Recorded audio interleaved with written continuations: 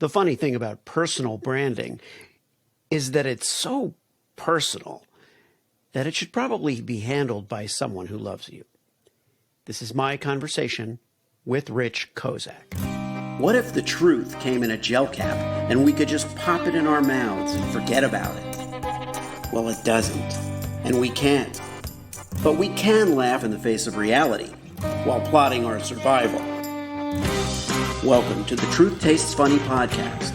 I am your host, Hirsch Redpun, and if my guests can handle the truth, so can you. Open wide, folks. Here it comes.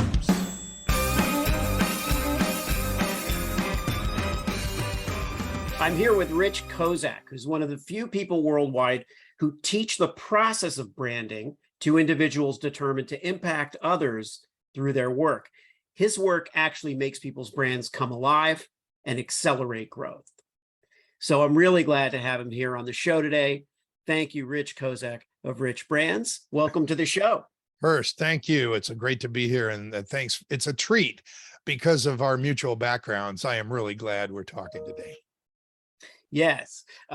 So it is rare to find, obviously it's rare certainly to find someone who does what you do, but the shared background that we have is kind of a love of brand voice, a love of the melody, if you will, that we're able to coax out of a brand. It's only a small part of what you do. And we'll get into the steps and the larger picture. But what we really have in common as well is that we like to work with people we love and admire. We like to work with brands that we feel inside somehow. And it sounds mushy and syrupy a little bit, but it was a pleasure for me to connect with you the other day on a personal level, because it's something that I fell into. Like most of us do. I didn't start out in my career with the idea I would be working with brands or working with PR or clients or creative direction or any of those things. I just knew I was creative and that I had an ear for voices. I didn't know where it would take me. So tell us, if you would, Rich, how you got into this field. Well, I'd love to do that, and I will do that first. But before I do that, I want to honor you. One of the things you and I have in common is we love to give people access to their own authenticity. So when you create that voice, when I define in language a brand and create language for it, we're actually making sure that what they say and do as the brand is congruent with themselves. And people don't think of branding like that. The world tricks people to think branding is something that gets slapped on you, not something that comes from the inside. So we both love that. So I honor that. And I literally, one of the Amazon #1 bestseller books that I contributed to, called Visibility, I wrote a chapter, and the call out is my own quote. And it says, the clarity with which a brand speaks shapes its impact. And of course, words are a part of speaks. Speaks is larger than just the words, but it's really important. So I honor you and your work and what you've fallen into. Okay, to answer your question, how did I fall into what I'm doing? You're talking to somebody that if you'd have talked to me at 16, when I was about to graduate from high school, and said, what do you want to do? I would have said, I want to do everything. I want to bite up all the world that I can share. I want to live out of the country. I want to speak languages and, whatever. And but if you said, oh, that's great, what do you want to be? Yeah. Crickets. I would have changed the subject because I had no idea. And what I ended up, use your link, falling into through a series of, let's call them, career evolution steps, I became a globally certified branding consultant with partners in 21 countries and agencies just like ours here in the United States, who literally defined and languaged brands, had a rigorous process of defining and languaging brand and moving it forward, creating it, reshaping it, relaunching it, revising it, evolving it, that was congruent with what the brand stood for in the first place and moving them from country to country. Okay. The irony of my being coaching big companies, what they had to do to become what they need to be successful with their business strategy, having come from a 16-year-old that didn't know what he wanted to be, the irony never eluded me. It's like, we teach what you need. It's almost one of the laws of the universe, I think. So does that help? Well, it helps, but it gives us more of a framework for discussion than the filling in the blanks. So what did you travel? Did you go on adventures? And what did you do in your youth? Wow. Well, yeah, I backpacked in Europe, not the summer I graduated, because all the 12 people that were all going together, let's go together, all one by one I had to work. I got to go to school, or, like, dropped off. And I'm like, hey, Right. yeah. So it was the first year after college, which allowed me to learn Italian for a whole year because I already spoke French. And so I backpacked in Europe for 10.5 weeks. And then when I got married, years later, I asked my wife, because I wanted to live out of the country, but not married, right? So, hey, honey, let's go backpack all over Europe. And, she goes, great, until she found out she had to put all her clothes in a backpack, but that's okay. She got over it.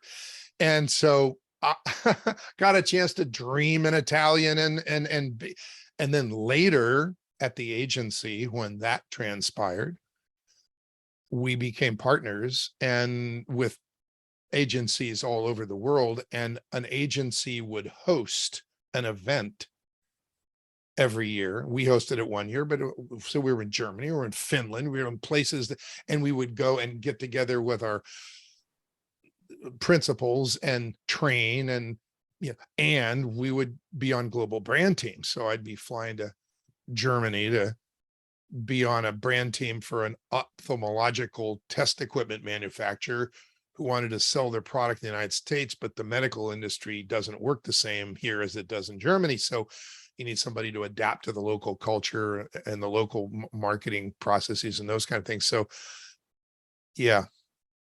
I've done a bit of that on the creative and strategic front when a brand is well established in another country or on another continent, and they want to reach the American audience. Sometimes they're reluctant to change what works for them because they know how well it works.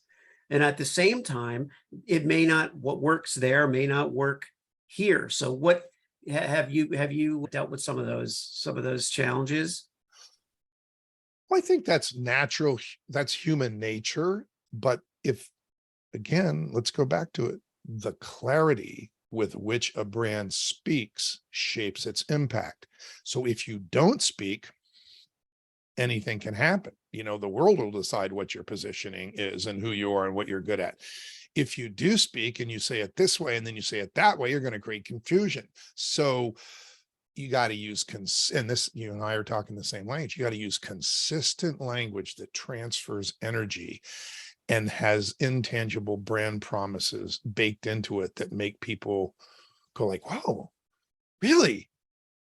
Can I have your card? Or, hey, we ought to talk. Or, because if it doesn't transfer energy, it falls flat. And most brands, whether you're a one person who's listening here, or you are responsible for a company and you're the champion that builds the brand, or you're an employee and you have your role. If a brand doesn't transfer energy, it falls flat, and most brands do. And the missing piece is clarity of the picture the brand sees for the people whose lives it wants to touch. What we see for you, you might not be able to see it, or it may seem difficult, but you know what? Take our arm, we'll take you there. The clarity of that picture is a magnet. And most ones just don't do that well.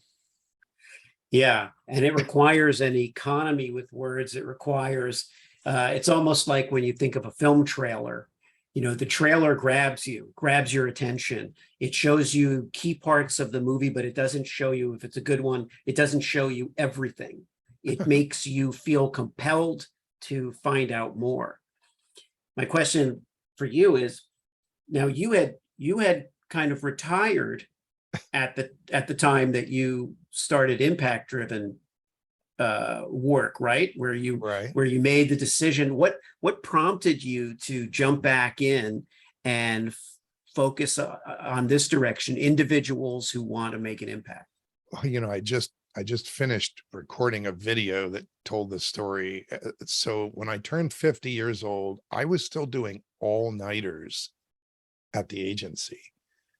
And I looked at a mirror and said, this is not going to turn out well if you keep this up, or it might not turn out. I'm not one of those you're going to fall off the bike parents, sorry. But Yeah. but I didn't feel like it was heading in a good direction. So I resigned my addictive career to reshape my life and ask in my prayers, show me what you want me to do. I'm ready. And I started listening. And after years, individuals started asking me to help them with creating a brand because they had a vision, but they didn't know how to build the stairs to get to the next level. And I said to the first three people, and I don't want to get too granular here, but it was like 3 months in a row. Month one, woman says to me, I need your help. Oh, I love you. How can I help you? She said, I want you to help me build a brand. I said, I don't do that anymore, is what I said. And she's pointed, the finger turns back on you. And she goes, that's not true. You've never stopped. Everyone uses your stuff. They think you're brilliant and you're really good. And I want to pay you. And I was like, all right. It was a good time for being paid. So the next month, Right. another person in another network says to me, oh, I really need your help. Well, I love you. How can I help you? Well, I've been in the HR business under somebody else's umbrella for 14 years. And I'm ready to break out on my own, but I don't know how to build a brand. Can you do that? And the next month, a business coach who had written a book on networking, Les Brown had done the intro. She goes, I'm bringing you, I think, the perfect client for you. And I think you're the perfect branding person for him. And I'm like, wait a minute. So in that period of putting the steps together, the process is the process. It can be a $14 billion company. It's just a lot more expensive and there's a lot more bells and whistles, but or a lot moving parts, and a lot more people have to be involved because there are lots more transactions and a lot more research. But with an individual, it's the same process and it's not difficult. It's just steps. It's iterative. One thing happens and the next thing happens and the next thing happens, next thing. And pretty much the brand is on paper and it's got clarity of who it is and what it stands for. And it's got unique language that's really congruent with it. And now you ask yourselves, well, what must we get credit for to make these impacts? And you've put all this stuff down on paper and it all lines up. So it was individuals asking me to help them. And in doing that for those three people, it came clear to me that when somebody has a vision in their heart, and I'm a person of faith, so this is an opinion of mine, but you may, accept it or not. When a person can envision clearly whom they can help or what they can do to make the world a better place or make people's lives better or add value, and they really have this desire and they really want to do it, my opinion is God put those desires in their heart. And so if what I do is help pull them out, get them on paper, put them in order and create a brand that it must become to make those impacts, I'm doing God's work. And what I realized was I'm supposed to be doing this. And today when I'm doing it to help people who are determined to touch others' lives through their work, and they could have a product, they could have a service, they could be a consultant or a speaker or author, it doesn't matter. It doesn't matter what the business. I have industrialists, I have software engineers, I have people who manufacture safety clothing, but I have people who are the global director of diversity, equity, and inclusion at a major law firm. Mhm. We're putting together language that changes the world of the lives they touch in some really powerful and unique and important ways. Praise God. And it doesn't feel like work anymore. It feels like love, Hirsch. It's remarkable. Yeah. Yeah. Well, So what I love, and not to throw the word love, love, love all around, but it's not like there's a overflow of love in the world. We have to be really stingy with it, you know. So I don't I'm feel glad you guilty. said that. Yeah, I don't feel guilty about using it. But what I do love about it is that a lot of times when I'm talking with it comes up when I talk with psychologists. It comes up with when I talk with people in business. The notion that today you'll hear this over and over. Audiences crave authenticity. People want, when we talked about this the other day, and I said That's right. there's an overflow of authenticity. I said it's like people are like, oh, Say can we that go get a slow. vat? You know what you just said, but say Yeah. it slowly for the audience because I heard it, but there's Right. an There's an overflow of faux authenticity, of which that's is FAUX, meaning FAU, false. yeah, FAUX meaning authenticity. So it's because it's like a brand will say, yeah, go out and get a vat of authenticity and just pour it all, slather it all over this commercial or put it all over this offering that we're doing or whatever it might Mm, be. And they want, and they're right that audiences and consumers, clients, whatever you want to call the people, the person out there listening, like you say, mhm. of course they want who doesn't want it? Who didn't want it in the 50s? Did audiences not want authenticity in the 50s? They just wanted to be lied to? No, of course. So what you're tapping into and what brought you back was just a desire to help somebody do something good. And of course, we're all also trying to figure out, well, how do we marry our purpose-driven, for example, purpose-driven companies that exist really to serve and exist to do the good thing, but then there's a for-profit element to it that they're based on, because businesses should be, it's not the province of only evil businesses to make money. Good businesses Right on. can make money too. And I think that's what we're, abundance is destiny for people. We're here to live abundantly. yeah. We get in our own ways, but abundance is what we're supposed to have. So there's no problem. There's no problem with abundance. There isn't, but a lot of people have a problem with it, or have a mindset where they've been trained to or conditioned to believe that there's a choice between that and a lack of it, or Yeah. they have to choose. They don't want to, so share a little bit. I mean, I would like to talk a little bit about God for a moment, because my show is not this is not in any way a faith-based program. I didn't come to podcasting through faith or through questions that I had about, well, what I did come to it with were questions about how to survive and thrive in a chaotic world. I did come to it with a real sense of, as a species, we're really grasping for meaning. We're grasping for kindness and niceness and positivity. I've had people tell me that the show, in order to make it successful, you should be polarizing. And I would say, no, I want to be unifying. I'm not a shock jock, Thank you, by the way. Wow. Oh, you're welcome. So talk, if you would, a little bit about that, about your experience with faith and what it provides you and how you manage it. At both you and I, if asked any question, could speak for months. So I'm going to try and make this like 1 minute so that those listening get a nugget, but that's it. And I'll do it with a story. I used to come home late from the agency, like really late. And let's say it's 2 a.m. I had 2 little boys. So I would go into their room and I would gently wake them up and say, let's have prayers. Daddy's home. Let's have prayer. And I would say something maybe like, God, dear God, thank you for teaching us that we're only here for 2 reasons. One is to share love, and the other is to praise you. Amen. Go back to sleep, boys. So when you realize that we're here for 2 reasons, share love and praise God, praise our creator, and everything else is man-made. Kind of puts things into perspective. So here's the comment from a branding standpoint.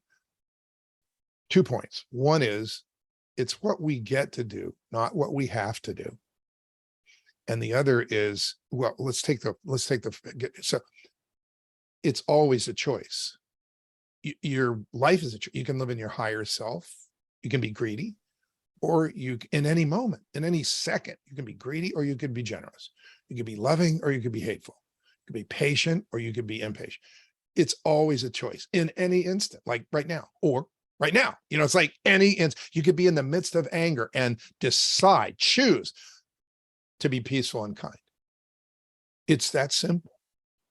And so in our businesses, we get to make that as well. So here's the second point.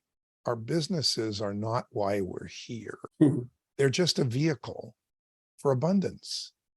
So when we choose to make impacts on others, that's love, and be kind and bring value to the world and be significant and become abundant because of it, maybe using impact-driven branding, which helps make people abundant faster. So it's like impacts, abundance on purpose. Okay. It builds a platform for our business that enables us more easily to step from that platform into our purpose. Praise God. That is all I'll say. And that should be enough for any listener to say, whoa, you know what? That makes a lot of sense. Or whatever you're thinking. I never thought of it that way before. Whatever. Yeah. But that's it. That's my minute. There you go. That's a pretty good minute. I mean, I didn't time it, but it was pretty good. It was pretty tight. And it's great also to share stories, because built into your story was the overwork, the sacrifice that you were making, the awareness of, what you talked about before. I was working too hard. And, that's a thing that if we can crack the code of productivity, I think we're really achieving something, because we've talked about purpose and we talked about intent and having hearts in the right place and all of those things on a practical level. When we're trying to figure out how do we make the best use of our time, because it would be easy for some of us to say, well, I just want to spend time with my family. I don't really want to be taken away any more than I have to. And then there are other people who are like, well, I can't spend time with my family. I have to provide for my family. We as parents are, both of us, let's say, working really super hard to provide. And so the kids are going to have to understand that there's an offset of balance. There's an imbalance. It's not perfect. Is there such a thing as perfection in our brand? Is a brand supposed to be what a person can't be? Perfect? I would say that's not an issue. I've never had language like that ever in any brand meeting. It's consistent. If consistency is perfection, then yes. because if you're perfectly consistent not If the consistently moment you're, perfect. yeah, the moment you say the same thing 6 different ways, you're just going to confuse people. And human beings do that all the time. Go to a networking meeting and follow one person around. Oh, what do you do? And they say it one way. And then what do you do? And they say it another way. And people are going, oh, so I thought you, there you go. There you go. The 6 bad consequences, we call them. If you don't define the language of brand consistently so that it comes alive and speaks consistent language that transfers energy, 6 bad consequences: confusion, misinformation, no credit. Remember that one? Don't get credit for what makes you Yeah. outstanding. Competitors get ahead of you. You waste a lot of money on marketing, and you might run out of time, whatever that means. You know, you're motivated and you lose the motivation, or you die, you're gone. Yeah. No time, you're out of time. You just waste time. And that's the one thing we don't have an excess of. We only have so much time. So And why we don't do know that? how much we have. So I will speak to your point about cracking the code of productivity. I'm going to say this to everyone who's listening. If you have an organization or a group or a conference that needs a voice that calls people to access their own authenticity and step into purpose in a way that makes them more abundant, I would like to speak to your group. And I can speak this morning if you're in Australia. I can speak this afternoon if you're in England. And I can speak tonight if you're in Moldova. And I never leave my office. And my wife brings me coffee. And we go down to the garden between speeches and see what grew that day. And then we jump in the infrared sauna and prevent cancer. And I never left. It feels weird to get to my car. Haven't we begun cracking the code? Just saying. And I am available to speak to anyone who needs a voice of inspiration and guidance and encouragement that is uplifting. And I don't care where in the world you are. Right. I'm going to do it right from here. I probably will not get on a plane, although my wife likes to travel. I love to travel, but it's a new world now that we've cracked the code of virtual relationship. You and I would never be having this conversation if Right. the world of virtual events, virtual connections hadn't, let's say, accelerated because of COVID. What a blessing. Right. Praise God. And